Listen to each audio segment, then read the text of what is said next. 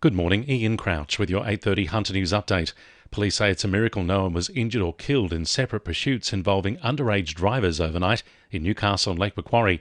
Patrolling police noticed the two vehicles just after midnight. One of the cars stopped for petrol at Toronto, where police arrested 3 young people. The Pol Air helicopter tracked the second car and noticed the occupants running from the vehicle at Jesmond, where they were quickly arrested. All 6 are expected to be charged this morning. Police believe the 2 pursuits are linked.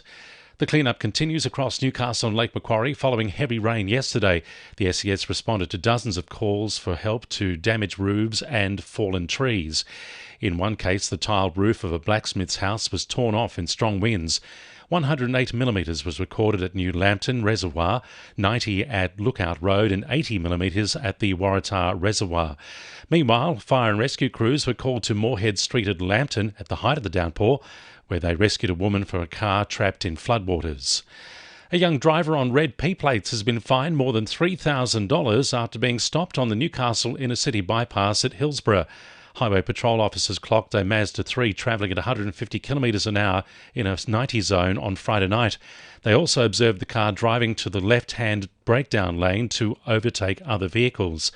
When they pulled the car over, they discovered 4 young people drinking alcohol, although the 17-year-old driver returned a 0 reading. Police say the P1 driver was fined $2,794 for exceeding the speed limit by more than 45 kilometres an hour and a further $215 for overtaking a vehicle to the left. His licence was suspended for 6 months. Women's health advocates say women in regional areas like the Hunter shouldn't have to live with the debilitating symptoms of migraines. It comes after a new survey revealed 7 in 10 women who live with migraines can't stop an attack from occurring. Director of Migraine and Headache Australia, Carl Cincinnato, says getting a diagnosis is the first step in managing the common condition. The majority of people, 80%, admit to regularly isolating themselves in a dark, quiet room to reduce their symptoms.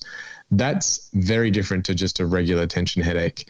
Many people feel like they're missing out on time with family and friends. There's guilt associated with the migraine attacks. There's often shame. There's stigma. Sometimes there's even discrimination in the workplace that can arise as a result. The Hunter's Westpac rescue helicopter has been kept busy responding to 2 people seriously injured in accidents in the Upper Hunter at the weekend.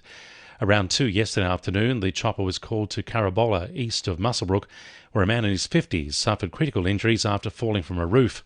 Then at about 4:30, the service was called to Gloucester, where a young girl had suffered serious leg injuries in a fall from a motorcycle. Both patients were airlifted to the John Hunter Hospital for further treatment. One of Shakespeare's most well-known plays will come to life in Newcastle next month at Shakespeare Under the Stars. Local performers attached to Newcastle's Whale Chorus production company will stage A Midsummer Night's Dream at Pacific Park from the 14th to the 17th of December. Artistic Director Janie Gibson says the City of Newcastle will act as a backdrop for the play. The big trees have become a natural set. We actually have no set design except for the trees that are already there, and then we use some beautiful lighting to feature them. 2NURFM Sport. Apostolos Stamatoulopoulos now has 3 goals in 3 games for the Jets, scoring a double in their 2-2 draw with Western Sydney. Newcastle led 2-0 before leaking goals late in the match. Skipper Brandon O'Neill says despite his side's run of form, they're in a good position. We're in a good place. Again, we just need to be a learning group, learn from this experience. You know, we should have won, put the game to bed at home, but you learn, and we go to sleep tomorrow, wake up and we go again.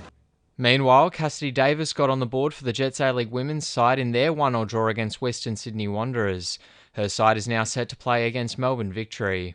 In cricket, Wallsend are expected to play Newcastle City in the Tom Locker Cup one-day final, following a bonus point win over Toronto. And Knights NRLW's Georgia Roche took out a try for England in their 60-0 win over Wales. That's sport, I'm Jordan Regnis. And the winning numbers in Weekend Lotto are 1, 5, 14, 15, 34 and 42, and the supplementaries are 40 and 45. And now you're up to date with the latest 2NURFM Hunter News.